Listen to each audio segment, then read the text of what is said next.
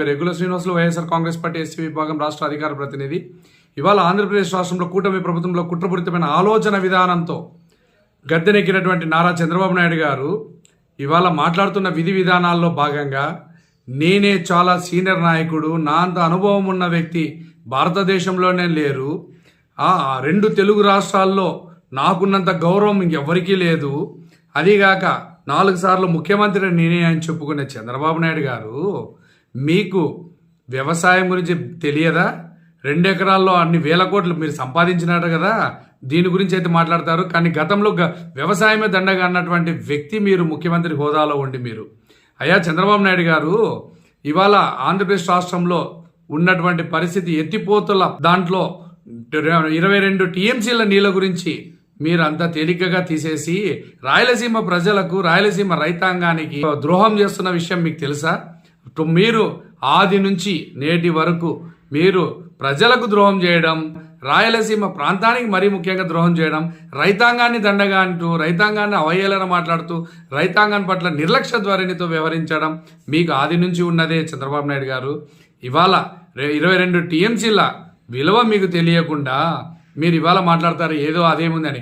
గతంలో ఉన్న తెలుగుదేశం మీ నాయకుడు ఓటుకు నోటు కేసులో నుంచి రాష్ట్రాలు విడిపోయి రాష్ట్రం ఉన్న పలంగా బట్టలు సర్దుకొని అమరావతికి వచ్చిన దాక్కులాల్లో ఉన్న తెలంగాణ రాష్ట్ర ముఖ్యమంత్రి అయిన వ్యక్తికి మీరు రహస్యంగా చీకటి ఒప్పందాలు చేసుకొని ఆంధ్రప్రదేశ్ రాష్ట్రానికి, రాయలసీమ ప్రాంతానికి ద్రోహం చేస్తున్న విధానం మీకు తెలియడం లేదా నారా చంద్రబాబు నాయుడు గారు? 22 టీఎంసీలే కదా ఏమవుతుంది అంటున్నారే. ఒక్క 22 టీఎంసీల్లో ఎన్ని ఎకరాల భూములు సాగు చేసుకోవచ్చో, రైతాంగాలు ఏ విధంగా ముందుకు పోతారనేది ఆ మాత్రం మీకు తెలియకపోయిందే? రైతులు భారతదేశానికే వెన్నెముక లాంటి వాళ్ళు, అలాంటి రైతులకే మీరు ద్రోహం చేస్తున్నటువంటి పరిస్థితి. మరీ ముఖ్యంగా రాయలసీమ రైతులకు ద్రోహం చేస్తున్న భాగంలో మీరు ఇవాళ ఆంధ్రప్రదేశ్ రాష్ట్ర ముఖ్యమంత్రిగా వ్యవహరిస్తున్నారు. ప్రతి ఒక్క నీటి బొట్టు వడిసి పట్టుకుందాం, భూగర్భ జలాలు కాపాడుకుందాం అని ప్రకటనలు పాలిగిన పరిస్థితి దాఖలాలు లేవా? 22 ఎకరాల టీఎంసీ నీళ్లతో ఎన్ని ఎకరాల భూములు సాగులు చేయాలో మీకు తెలియడం లేదా? నారా చంద్రబాబు నాయుడు గారు మిట్టల వారీగా ఎన్నెన్ని టీఎంసీలు, 22 టీఎంసీ నీళ్ళు అంత నిర్లక్ష్య ధోరణిగా మాట్లాడుతున్నారే.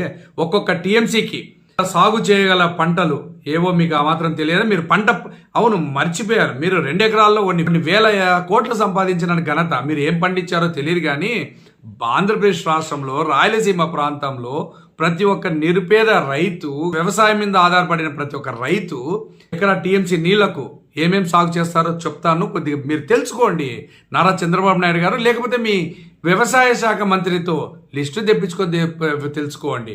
ఊరికే నోటికి వచ్చిన విధంగా ఆంధ్రప్రదేశ్ రాష్ట్రాన్ని, రాయలసీమ ప్రాంతం ప్రజలను ద్రోహం చేసే విధంగా మీరు వ్యవహరించడం. 1 ఎకరా వర్రి సాగు 1 టీఎంసీతో 10,000 ఎకరాలు సాగు చేయడానికి అవకాశం ఉంది.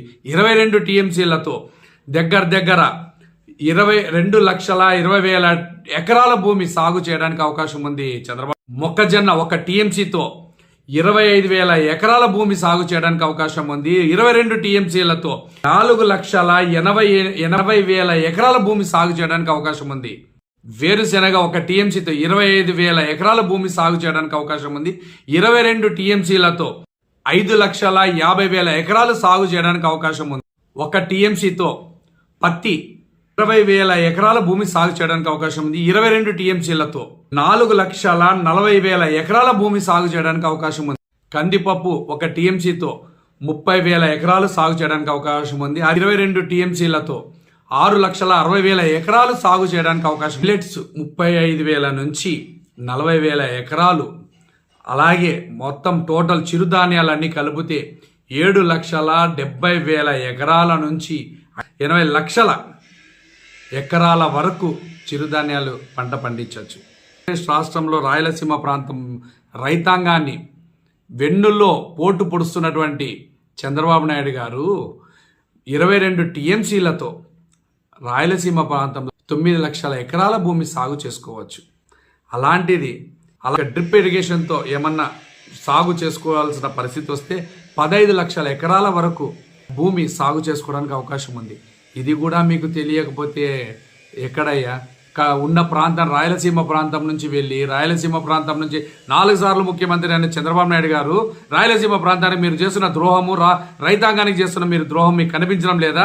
22 టీఎంసీలే అని చెప్పి మీ శిష్యుడితో తెలంగాణ ముఖ్యమంత్రితో మీరు చీకటి ఒప్పందం చేసుకొని రాయలసీమ ప్రాంత రైతాంగానికి మీరు చేస్తున్న ద్రోహం మీకు కనిపించడం లేదా? ఇదేవయ్యా మీరు అనుభవము? మీ 40 సంవత్సరాల ఇండస్ట్రీ 4 సార్లు ముఖ్యమంత్రి అనేది ఇదే మీ అనుభవము? ఇదే మీ గొప్పతనము? రాయలసీమ ప్రాంతం రైతాంగాన్ని మోసం చేయడమే మీ గొప్పతనమా? ఎక్కడ మాట్లాడుతున్నారు?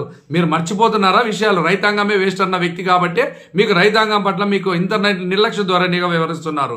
అయ్యా చంద్రబాబు నాయుడు గారు, రాష్ట్రంలో ఉన్న రైతాంగాన్ని కాపాడండి. మరీ ముఖ్యంగా రాయలసీమ ప్రాంతంలో ఉన్నటువంటి రైతాంగాన్ని కాపాడండి.